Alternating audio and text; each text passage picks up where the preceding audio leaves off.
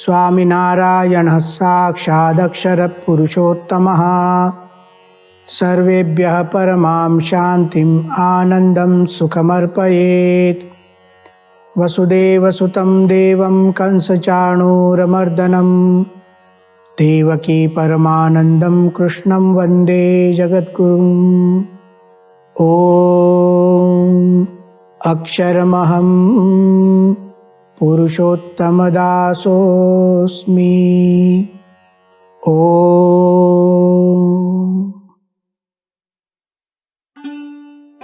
द्वितीय अध्याय के प्रथम श्लोक पर कुछ और विशेष विचार करते हैं। पहले श्लोक में भगवान श्री कृष्ण द्वारा देखे गए अर्जुन हैं। 3 विशेषणों की बात हमने की थी। तम तथा कृपयाविष्टम, अश्रुपूर्णाकुलेक्षणम, विषीदंतम, इदम वाक्यम उवाच मधुसूदनः। मोह से आविष्ट, मोहग्रस्त, मन में विषाद और आंख में आंसू। उसका आधार लेकर हमने हमारी वैदिक सनातन धर्म के सिद्धांतों की परंपरा में जो 3 शरीर की बात है उसकी चर्चा की थी। यह चर्चा आवश्यक है हमारे जीवन के लिए, और हम इस सिद्धांत को समझकर सुख की प्राप्ति कैसे करनी है यह भी ठीक ढंग से जान सकते हैं। दुख का निवारण कैसे करना है यह भी ठीक से जान सकते हैं। भक्ति कैसे करना है, भक्ति में अवरोध कहाँ होता है, इन देह के भाव कहाँ हमें अवरोध करते हैं, यह सब हमें जानने मिलता है। इसलिए आज और हम इन 3 शरीर पर विचार करेंगे। अर्जुन के 3 शरीर, अश्रुपूर्णाकुलेक्षणम, आंखों में आंसू, फिजिकल बॉडी, मन में विषाद, विषीदंतम, सटल बॉडी, सूक्ष्म शरीर, और कृपयाविष्टम, मोहाविष्ट, कारण शरीर, कॉजल बॉडी। जैसे आप समझिए कि हमारी आत्मा की जन्म होता है, हमारी आत्मा मनुष्य आदि शरीर को धारण करती है। यही सबसे बड़ा प्रमाण है कि हमारी जो आत्मा है उसको अज्ञान है, माया और वासना का बंधन है। तभी तो जन्म लेना पड़ता है। जन्म ही सबसे बड़ा प्रमाण। अब जब जन्म मिलता है तो यह 3 शरीर हमें प्रभावित करते हैं। तीनों शरीर, स्थूल, सूक्ष्म और कारण, इनका प्रभाव हम पर होता ही है, प्रतिक्षण होता है। और ये 3 शरीर 3 गुण को लेकर आते हैं, सत्वगुण, रजोगुण, तमोगुण। जब तक 3 शरीर के भाव, जब तक 3 गुण के भाव, तब तक सुख की आशा व्यर्थ है। कैसे प्रभावित करते हैं? अनुभव के आधार पर देखें। हम जो जीवन जीते इसमें कैसा अनुभव है? ऐसे तो आत्मसत्ता होनी चाहिए, परमात्म सत्ता होनी चाहिए। लेकिन आत्मा की तो सत्ता कहाँ है पता नहीं। अभी जो कुछ भी हम करते हैं, हमारा स्थूल शरीर जो चाहता है वही करते हैं। उससे बढ़कर हमारा सूक्ष्म शरीर, हमारे मन में जो विचार आता है, हमारा मन जो चाहता है, हमारी बुद्धि जो चाहती है वही हम करते हैं। और यह सब हमारी जो स्वभाव, प्रकृति, वासना, मोह, काम, क्रोध इत्यादि जो स्वभाव है उसको अधीन होकर हम करते हैं। आत्मसत्ता चली गई, परमात्मा सत्ता चली गई। अब इन शरीरों की सत्ता चल रही है। हमें कुछ समझो, खाना पीना, देखना, जो कुछ भी हम करते हैं, आत्मसत्ता नहीं है। इन शरीरों के भाव से लिप्त होकर हम करते हैं। माइक दृश्य को देखने के लिए लालायित हो जाते हैं। कोई व्यवसायी व्यक्ति हो संसार में, पूरा दिन परिश्रम करके, नौकरी करके, उद्योग बिजनेस करके थक जाता है, शरीर थक जाता है, फिजिकल बॉडी थक जाती है, और घर पर आता है। फिर भी देखिए, घर पर आता है, फिर भी देखिए, जब आंखों को इच्छा होती है कोई फिल्म देखने के लिए, थक गया हुआ इंसान है व्यक्ति, मानवी, आंखों को इच्छा होती है कुछ देखने जाना है, तो चलिए कोई थिएटर में एक फिल्म देखने जाना है, आंखों को इच्छा हो गई, तो पैर कहते हैं हमारे चरण कि नहीं आज तो मैं थक गया हूं, उठने की भी ताकत नहीं है, कोई फिल्म देखने जाना नहीं है। आंखें फिर पैरों को समझाती है कि देखो आपको तो मुझे यहां से उठा के लेकर जाना है थिएटर तक, फिर तो देखना मेरा काम है, आप वहीं पर रेस्ट लीजिए, आराम कीजिए, आपको तो कोई काम नहीं है वहां पर, आप मुझे लेकर जाइए। ये मैं संवाद के ढंग से सुनाता हूं, ऐसे ही होता है। थका हुआ मानवी एक आंखों को देखना, एक दृश्य चाहिए उसकी आंखों को। तो इन आंखों की इच्छा पूर्ण करने के लिए थका हुआ भी अपने पैरों के साथ एक संवाद होता है। आंखों को लगता है कि इसको भी कुछ प्रलोभन देना पड़ेगा, तो भाषा बदलते, हे चरण कमल। स्वार्थ है इसलिए आंखों की भाषा बदल गई। पैरों को कहते हे चरण कमल, आप मुझे यहां से थिएटर तक ले जाइए, सिनेमा घर तक। तो चरण कमल कहते हैं, पैर कहते हैं कि चलो मैं आज लेकर जाता हूं, आप हमारे लिए क्या करेंगे। तब आंखें कहती है देखिए आज यदि रात को मुझे आप थिएटर तक ले जाएंगे तो कल सुबह 12 बजे तक मैं खुलूंगी ही नहीं।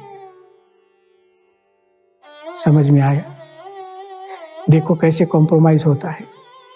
ऐसे ही पूरा देह, जो लोग रात को थिएटर में जाते हैं 9 बजे, 12 बजे 1 बजे घर पर वापस आते हैं और फिर सो जाते हैं देर से, और दूसरे दिन जल्दी उठते नहीं है। क्यों? यह चर्चा हो गई है। आत्मसत्ता चली गई और जो ये 3 शरीर के भाव है, स्थूल सूक्ष्म और कारण, इनके भावों से लिप्त हमारी आत्मा, उससे छुड़ाना है। तीनों का प्रभाव हमारे शरीर पर है। अब देखिए इन तीनों शरीर के साथ युद्ध करना पड़ेगा। युद्ध अनिवार्य है, तीनों शरीर के भावों को जीतना पड़ेगा। युद्ध भी अनिवार्य और जीतना भी अनिवार्य। लेकिन उससे भी एक अच्छी बात यह है, हम जीत सकते हैं। बहुत से लोग जीते भी हैं। पहले समझ ले शत्रु पक्ष की ताकत क्या है। जैसे मैंने एक स्थूल उदाहरण आपको दिया, हमारी इच्छा नहीं है तो भी हम देखने लगते हैं, यही तो ताकत है। इन शरीरों की ताकत देखिए। अर्जुन के मन में भी यह प्रश्न हुआ था। 3 अध्याय में अर्जुन ने एक अद्भुत प्रश्न पूछा है, अथ केन प्रयुक्तोयम पापम चरति पुरुषः अनिच्छनपि वार्ष्णेय बलादिव नियोजितः। अथ केन प्रयुक्तोयम पापम चरति। अर्जुन का प्रश्न है कि मेरे मन में पाप करने की कोई इच्छा ही नहीं है, तथापि कौन प्रेरित करता है। जब हम गलती करते हैं इसका मतलब यह नहीं कि गलती करने की इच्छा है। इच्छा नहीं होने पर भी गलती हो जाती है। समझो गलती से गलती हो जाती है। गुस्सा नहीं करना है, फिर भी गुस्सा हो जाता है। गालियां नहीं बोलनी है, फिर भी गाली बोल देते हैं। झूठ नहीं बोलना है, फिर भी झूठ बोल देते हैं। हमारे जीवन में ऐसे प्रश्न होते हैं। अर्जुन ने पूछा, अथ केन प्रयुक्तोयम पापम चरति पुरुषः अनिच्छनपि। अद्भुत शब्द है। इच्छा जरा भी नहीं है। और यही आस्तिकता, यही धार्मिकता। इच्छा न हो और पाप हो जाए, यह धार्मिकता है। हाँ, जो इच्छा से पाप करता है वो अधर्मी है, वो दुर्योधन है। लेकिन अर्जुन के मन में ऐसे नहीं था। अनिच्छनपि वार्ष्णेय बलादिव नियोजितः। बलात्कार हमारी इंद्रियां लौकिक विषय में चली जाती हैं। हम चाहते हैं कि यह नहीं खाना है, मांसाहार नहीं करना है, हो जाता है। हम चाहते हैं मद्यपान नहीं करना है, शराब नहीं पीनी है, पी लेते हैं। अनिच्छनपि बलादिव नियोजितः। अर्जुन ने यह पूछा, यही शरीर का भाव जो हम बात कर रहे हैं। खासकर वो 3 शरीर में जो कारण शरीर है, कॉजल बॉडी है, उसकी शक्ति बहुत है। उसको समझना पड़ेगा। यदि उसको हराना है तो उसकी शक्ति को भी समझना पड़ेगा। तब भगवान श्री कृष्ण ने उत्तर भी दिया है जब अर्जुन ने पूछा कि यह कौन पाप करवाता है। भगवान श्री कृष्ण ने कहा, काम एष क्रोध एष रजोगुण समुद्भवः। मन की कामनाएं, हमारे मन में जो दोष हैं, क्रोधादि दोष है, मोह है, अज्ञान है, उसको वश होकर व्यक्ति पाप करता है और उसका आचरण, उसके विचार सब बदल जाते हैं। एक उदाहरण के द्वारा पुनः इन 3 शरीरों को समझे जो भगवद गीता के प्रथम श्लोक में दिखाई दे अर्जुन की आत्मा पर। समझो कोई राजा के पास एक खजाना है, सोना चांदी और अलंकार इत्यादि उसको रखना है, उसने एक जगह पर रखे, सुरक्षित रखना है।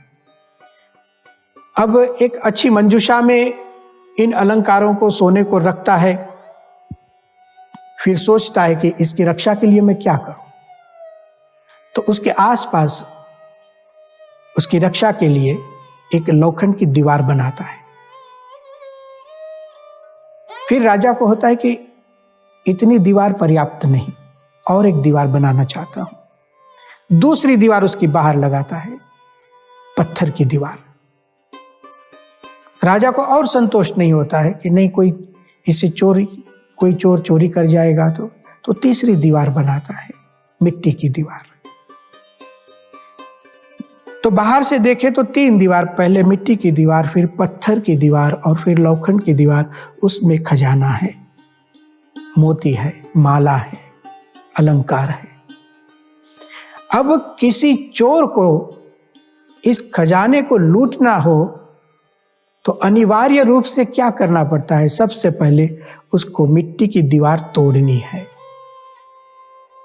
सामान्य प्रयत्न से नहीं टूटेगी, दीवार है, मिट्टी की दीवार है।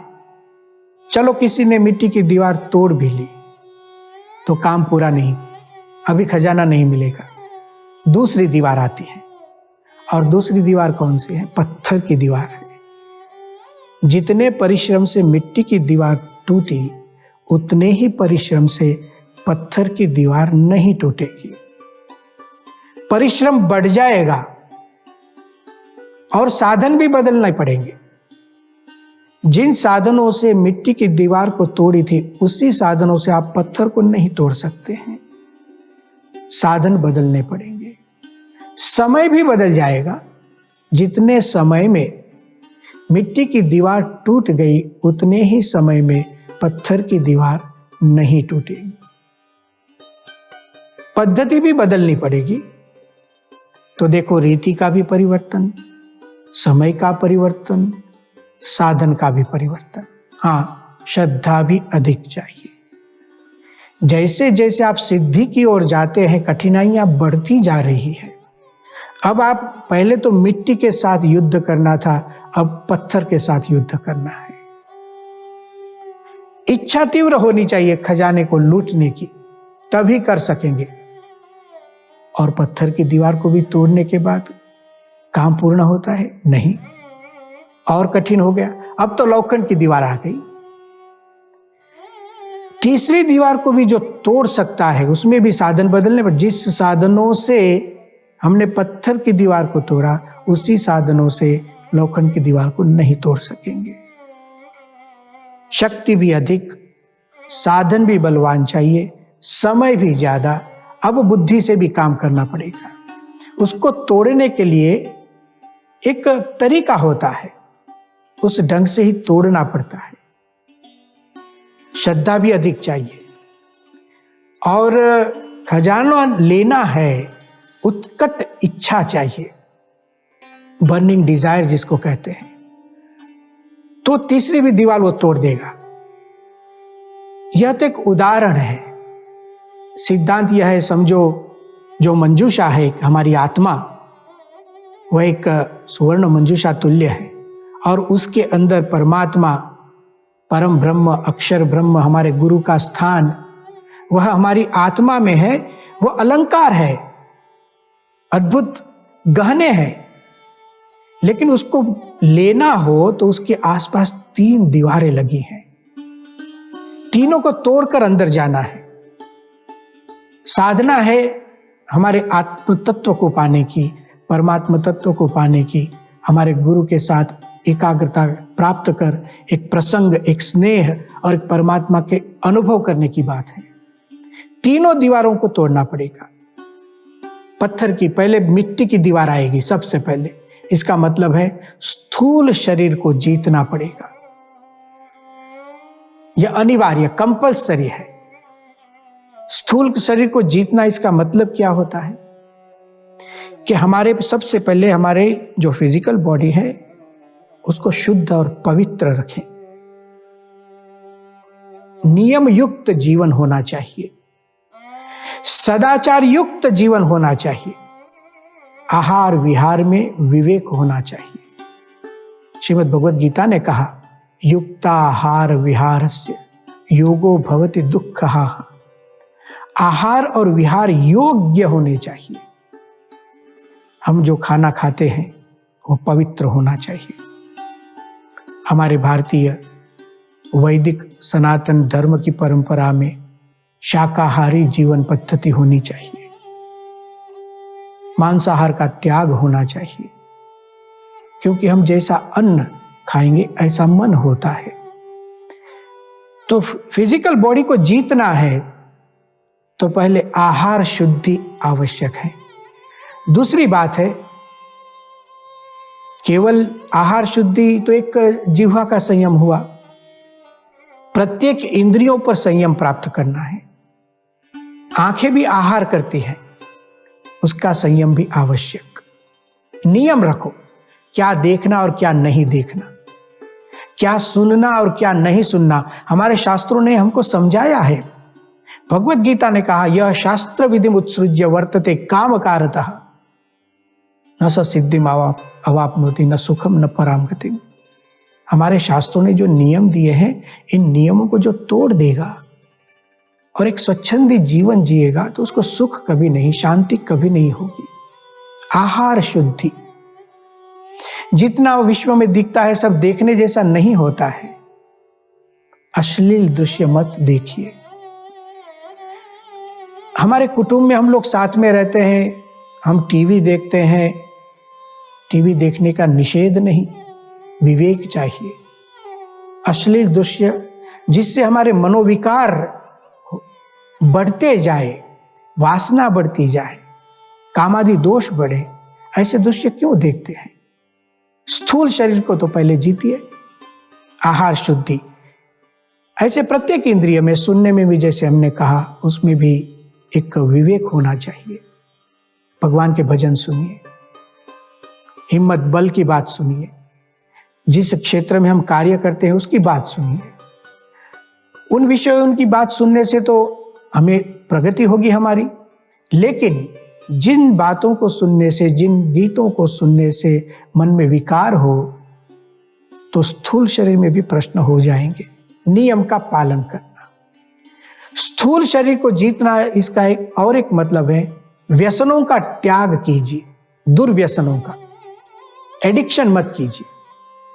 सिगरेट पीना, तंबाकू खाना, शराब पीना एडिक्शन है।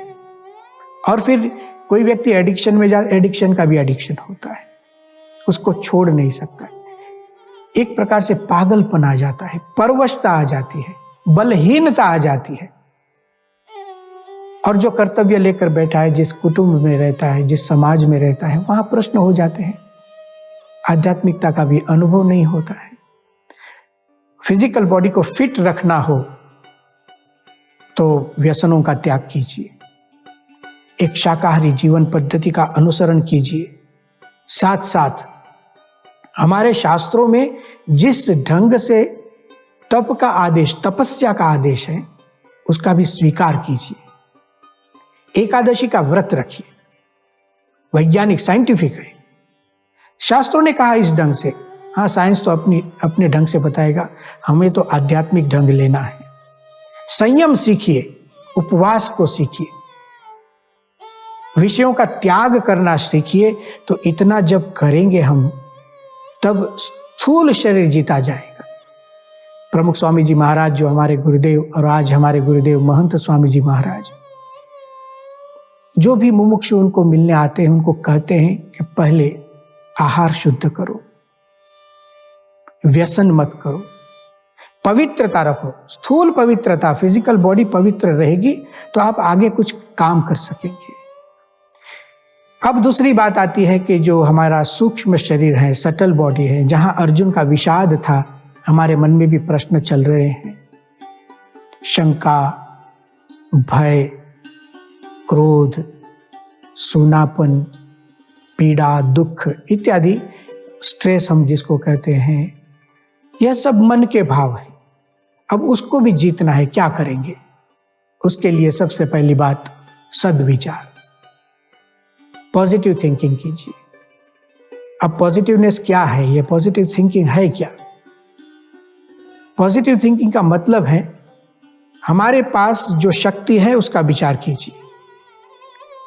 सबसे पहले मैं आत्मा हूं, आत्मा नित्य है, सच्चिद आनंदमय है, यह मेरी शक्ति है। उसको याद करना, उससे विचार पवित्र होंगे, यह सद्विचार है। उतना ही नहीं, उससे आगे जाइए।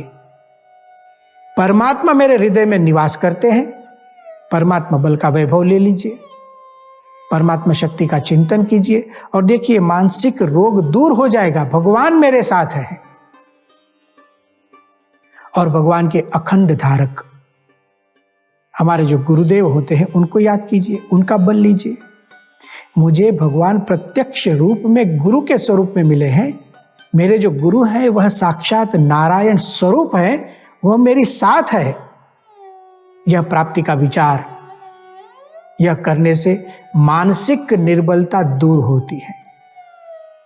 अर्जुन के मन में विषाद आया और देखिए पूरी गीता में भगवान श्री कृष्ण ने क्या कहा, मैं तुझे मिला हूं, मन मना भव, मद भक्तो मद्याजी माम नमस्कुरु मामय वैश्यसे।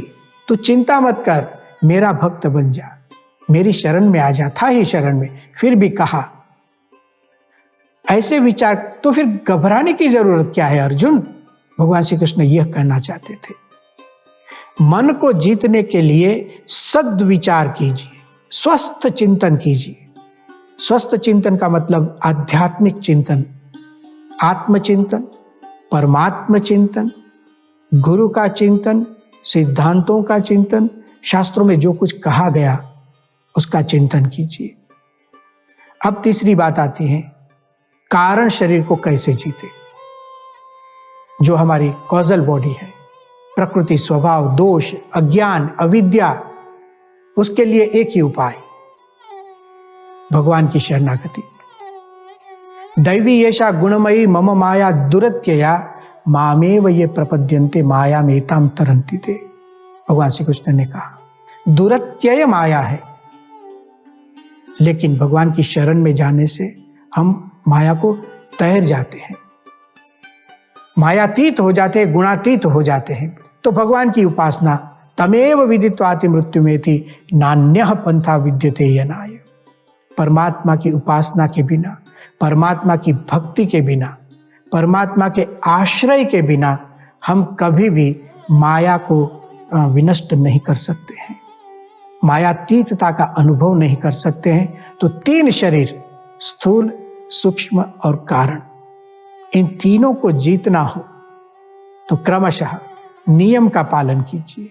आहार शुद्धि, निर्व्यसनी जीवन, मन में सद्विचार, आत्मविचार, परमात्मा विचार, गुरु का विचार, सिद्धांतों का विचार और कॉजल बॉडी, कारण शरीर को जीतने के लिए भगवान की भक्ति, भगवान की उपासना, भगवान का आश्रय। इतना करने से अवश्य हम शरीर के भावों को जीत सकते हैं। भगवान श्री कृष्ण ने अर्जुन को देखा और अब क्या कहा, अगले व्याख्यान में हम बात करेंगे। ओम शांति ही शांति ही शांति ही।